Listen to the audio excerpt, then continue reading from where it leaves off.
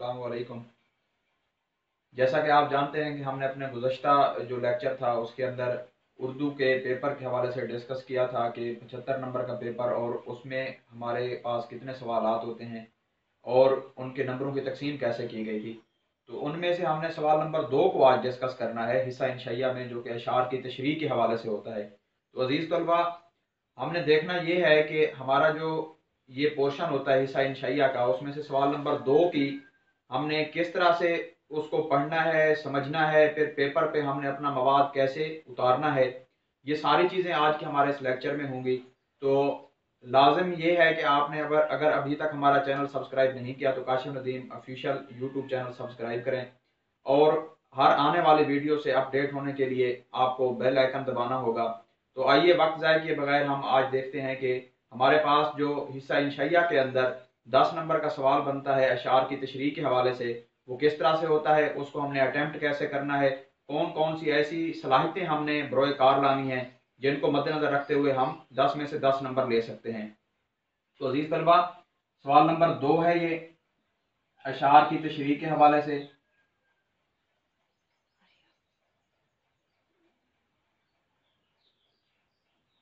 अशार की तशरीह, इसमें हमारे पास दो पोर्शन होते हैं, दो हिस्से होते हैं। एक होता है हिस्सा नज्म और दूसरा होता है हिस्सा गजल। हिस्सा नज्म में से हमने 4 में से 3 अशार करने होते हैं और 2 नंबर का एक होता है। इसमें हमारे पास टोटल जो मार्क्स बनते हैं वो 6 बनते हैं।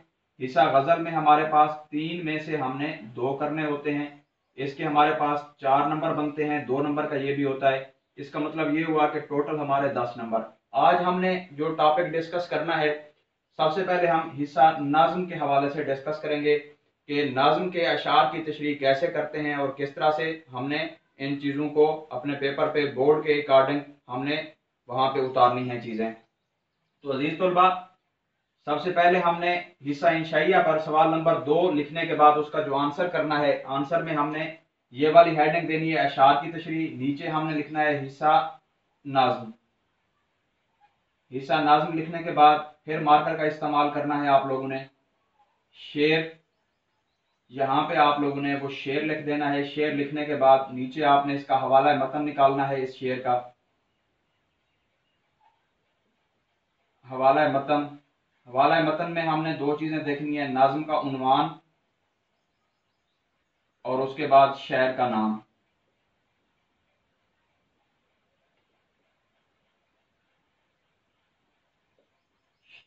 ये लिखने के बाद आपने हेडिंग देनी है तशरीह की।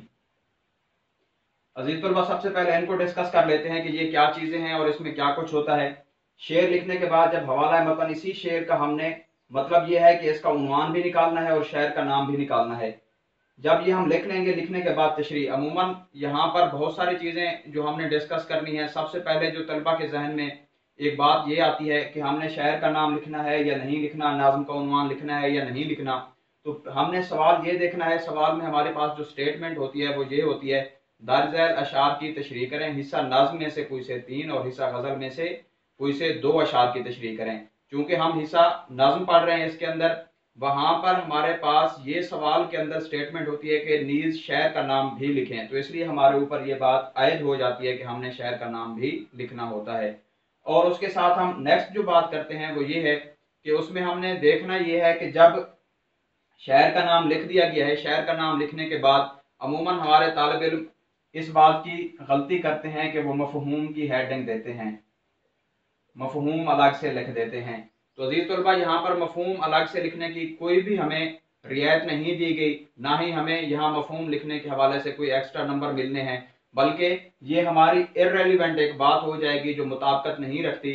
जितना मुमतहन ने आपसे पूछा है, जितना आपसे एग्जामिनर ने पूछा है, जितना आपसे क्वेश्चन बनाने वाले ने, सवालनामा बनाने वाले ने पूछा है, उसका जवाब उतना ही देना है। तो इसलिए आप लोगों को भी चाहिए कि जो हिदायत आपको मिलती हैं उन पर अमल करें। मफहूम की अलग से हेडिंग देने की जरूरत नहीं होती। अगर आपने अलग से इसकी हेडिंग दी है, उसकी गलती ये होती है कि आप दोबारा वही चीज उठा के तशरीह में लिख देते हैं, जो कि बात की रिपीटेशन हो जाती है। जो स्टेटमेंट आप पहले बयान कर चुके हैं वो दोबारा आपकी तशरीह में आ जाती है, जो कि पेपर चेक करने वाले को अजीब सी महसूस होती है कि तालिब इल्म बार बार एक ही बात लिख रहा है। तो इसलिए इस बात से आपने इज्तनाब करना है। 2 नंबर की तशरीह है, जो चीज़ें पूछी गई हैं सिर्फ उन्हीं को आपने अपने पेपर पर उतारना है, अपनी जवाबी कापी पर सिर्फ उन्हीं को लिखना है। तो अजीज तलबा, अब हम आते हैं तशरीह की जानिब कि 2 नंबर की तशरीह हमने करनी कैसे है, इसकी तवालत कितनी होनी चाहिए, इसके अंदर क्या कुछ हमने बयान करना है। तो सबसे पहले जो तवालत के हवाले से मैं आपको बता दूं कि हमारे पेपर की जो हमारे पास लेंथ है उसमें हमने 1.5 सफ़ा से ज़्यादा की तशरीह नहीं करनी।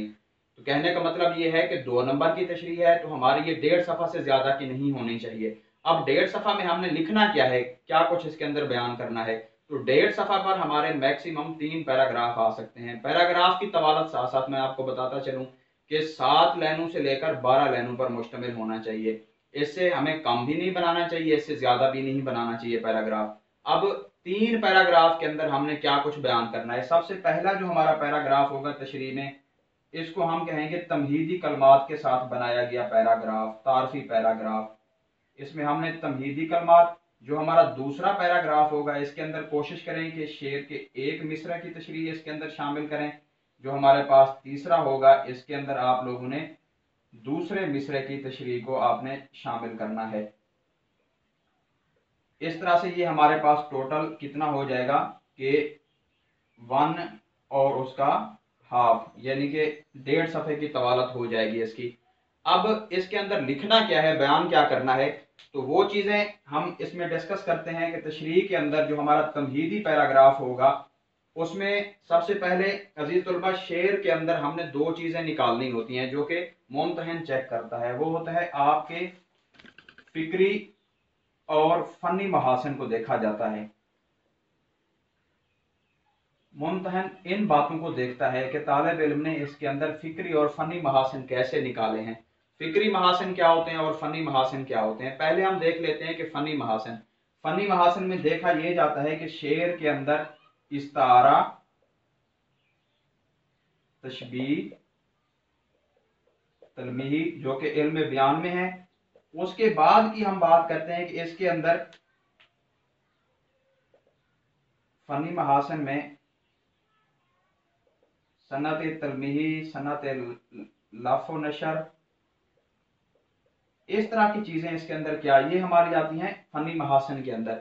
फिक्री महासन में देखा यह जाता है कि शायर ने किस पहलू की तरफ, किस जानिब इशारा किया है, शायर कहना क्या चाहता है, ये चीजें इसके अंदर मद्देनजर रखी जाती हैं। फिर अजीज तलबा, इसके साथ एक और बात जुड़ी हुई है, वो ये है कि इसके अंदर हमने मवाद और असलूब को मद्देनजर रखना है। मवाद को और असलूब को मद्देनजर रखना है।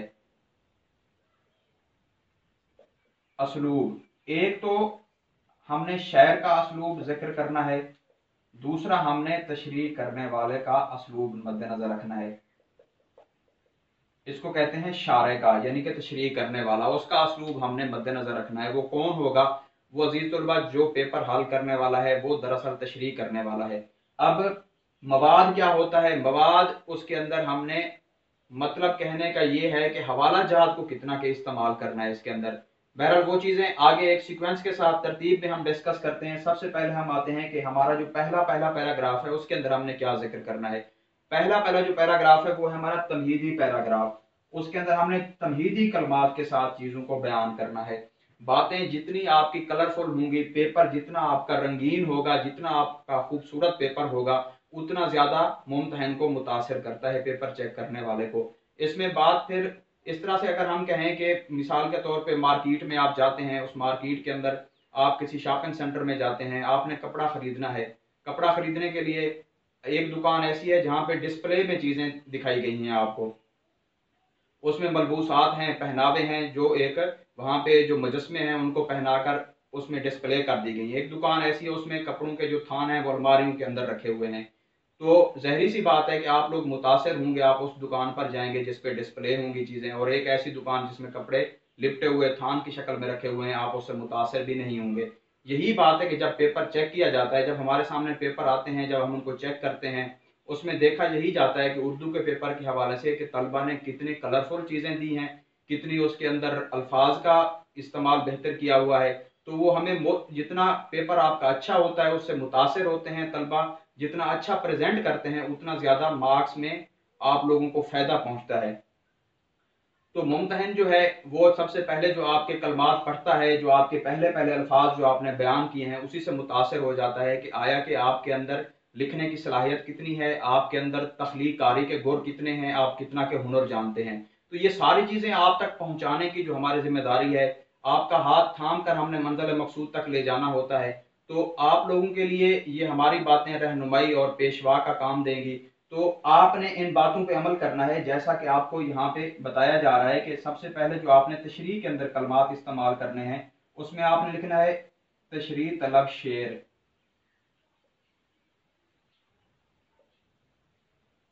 एक तो ये आपके अल्फाज जो आगाज में हैं, या फिर इसकी जगह आप लिख सकते हैं कि जेर तशरीह शेर।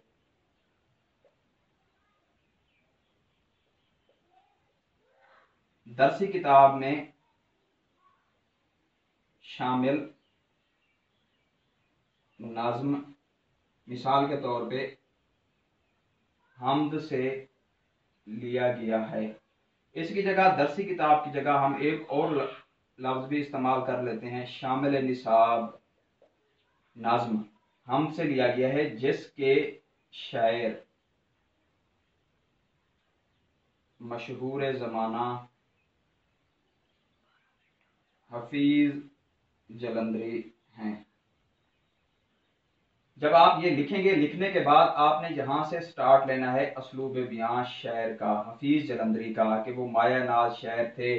उन्होंने उनका जो काबिल कदर जो तख्लीक है वो कौमी तराना है, काबिल फ़ख्र जो तख्लीक है वो शाहनामा इस्लाम है। उन्होंने नाज़म के अंदर कितनी के उनकी काविश है। इस तरह से आपने इसका असलूब बयां लिखना है। या जब आप इसका असलूब बयां लिख लेंगे, लिखने के बाद उसके बाद आपने इसी शेर का बयान ये करना है मफहूम। ऊपर आपको बताया गया था कि मफहूम की हेडिंग नहीं देनी, यहाँ पे भी कोई हेडिंग नहीं देनी। यहाँ पे सिर्फ इतना बताना है कि इस शेर के पहले मिसरे में शायर ने इस बात की तरफ इशारा किया है, शेर के दूसरे मिसरे में शायर ने इस बात की तरफ इशारा किया है। तो अजीज तलबा, पहले पैराग्राफ तक आज हम अपना लेक्चर यहाँ पे एंड करते हैं, इसको इख्तिताम करते हैं। इसका जो नेक्स्ट पार्ट होगा इंशाअल्लाह वो आपको नेक्स्ट वीडियो के अंदर मिलेगा। तो हमारे चैनल को आप देखते रहिए, सब्सक्राइब करें और इसको शेयर भी करें, लाइक भी करें। और अगर आपका कोई मसला है, इस हवाले से कोई क्वेश्चन करना चाहते हैं, तो आप हमें कमेंट्स में अपने सवाल बता सकते हैं। हम आपकी प्रॉपर रहनुमाई के लिए हमारे व्हाट्सएप नंबर पे आप रब्ता कर सकते हैं।